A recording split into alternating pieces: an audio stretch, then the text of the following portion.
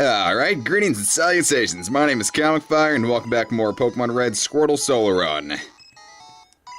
Alright, so... boom. And we get the rare candy inside. So, in the last episode, we got well, we covered quite a lot of ground, actually.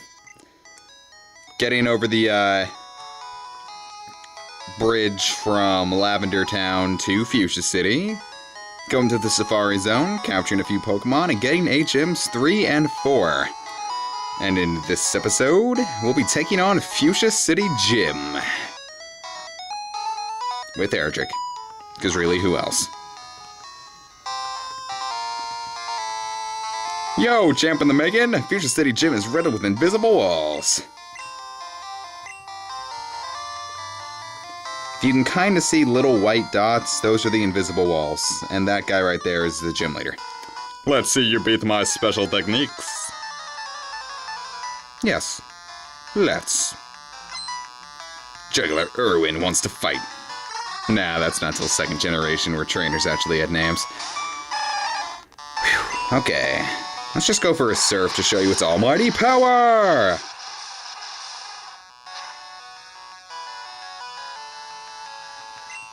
What? Oh. Okay. Now let's just go for it. Well, it's a lot faster. Well, really, it means we just gotta take it out in one hit, or... Okay, there we go. Cool stuff.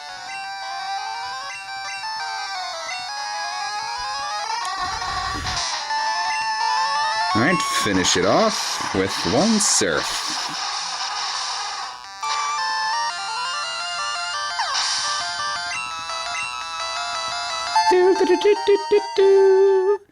And we grow to level 53, decidedly average level up. You had me fooled. I'm amazed I actually haven't gotten annoyed by this. The whole having to stop Erdrick from evolving all the time. He's a psycho killer. Qu'est-ce que c'est? I think I've already made that reference. I probably have. I recycle a lot of references. I try not to do that with titles. I wonder how peers do that. Prevent themselves from recycling titles. Strength isn't the key for Pokemon. It's strategy. I'll show you how strategy can beat brute strength. And I'll show you how brute strength can beat strategy. That didn't take very much thought to come up with. We have a Hypno, who's level 38. Jesus Christo, this is going to be a little difficult. So, let's just go all out with Hydro Pump and see where we end up. Jeez, it didn't do anything. Well, then again, neither did his Headbutt. I don't even know why I'm using Hydro... Should I keep it? I want to keep Hydro Pump for later on. Or maybe get rid of it, I don't know. I'm indecisive. Extraordinary. Nah, I just kind of mixed Brawn with more Brawn. So I figured out what happened if a Pokemon with Insomnia uses Rest. It just doesn't work. Kind of interesting that Nintendo would do that. Well, Game Freak did it. It's not under Nintendo's jurisdiction.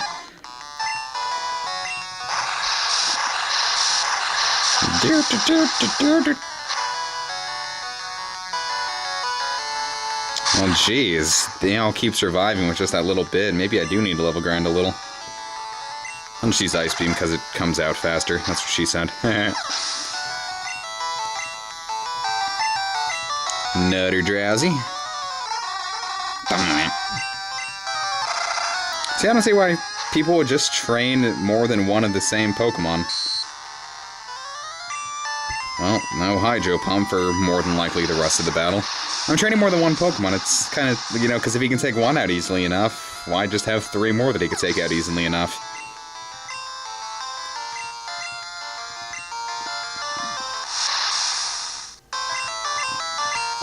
Just don't make no sense, man.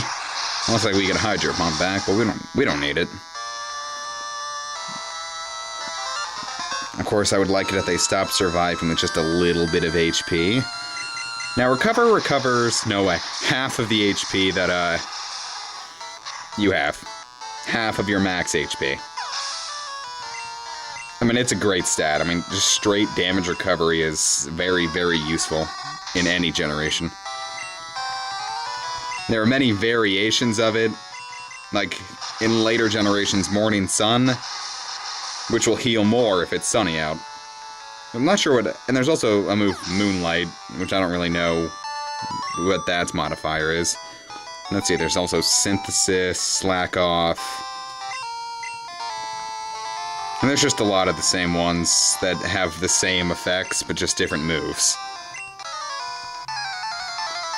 Bestiality, bestiality. Tamer. Chabaka. So I heard they're showing the first season of Pokemon on Boomerang again. I don't even know if I get Boomerang. I wonder if they have them on Netflix. They do. I already know what I'm going to be spending the rest of the week doing. Going to summer school. Her. Of course, I remember last summer was pretty sweet. Like before I even started LPing. I mean, I just spent the days playing Final Fantasy 13, which I believe is one of the better Final Fantasy titles. It's in my top 3. Let's see, my top 3 would be 7, 13, and then 10. I thought the weakest title would probably be... It's gotta be either 6 or 8. I've played every one of them except 11 and 14, but I believe the weakest title that I've played was 6 or 8. Though I can safely say I had more fun with 8 when I figured out how to use the junction system, and I already knew how to use the Esper system perfectly well. It's just... What can I say? I didn't like 6. 14 characters, and I only ever used 4 of them. What was my endgame party? It was Celeste, Sabin, Setzer, and I think I had Edgar, too. I never did get Atma Weapon, either. The sword, so, you know, I could never use Locks, Genji Glove Offering, Atma Weapon, and Valiant Knife strategy. I guess it didn't matter, though. Because, I mean, Setzer using the fixed dice with the Genji Glove and Offering were just, swept Kefka like it was nobody's business. And Celeste was my main magic dealer, you know, using the Gem Box, Ultima, Flare, Meteo. My Meteor was definitely better in 6 than it was in, well, no, it wasn't. Well... Let's see, in 4 there was really nothing to use it on. By the time you had it, it was really just the final boss you would need it on. Even then it took too long to cast when just 2 flares would probably have the same effect, but a little bit better. Well, those were called nukes back then, weren't they? Because I've only played the Super Nintendo version. Ooh, Psychic. In this generation, I believe it's the strongest Psychic-type move. And in any generation, it's just a really good Psychic-type move. At 90 base power, with its only drawback being its 10 power points.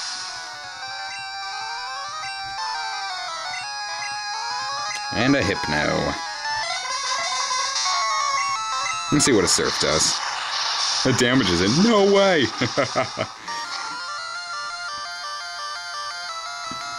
Respectable damage. Wow, great hit! I'm the Pokemon announcer, Pokemon Stadium announcer.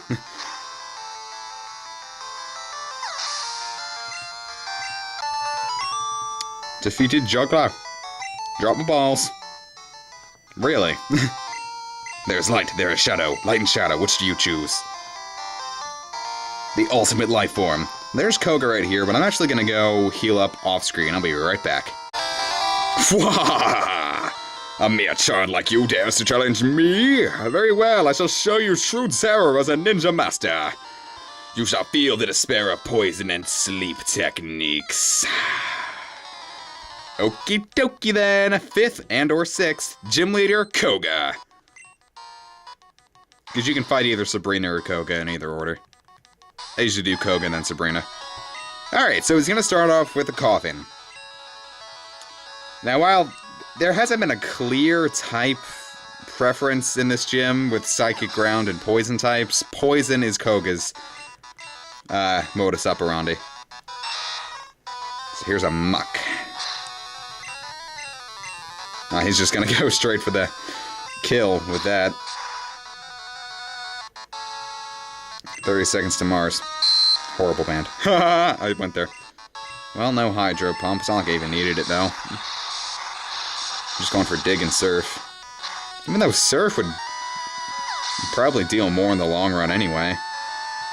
And Hydro Pump would just do straight up damage. So I don't even know why he had 2 Coffins.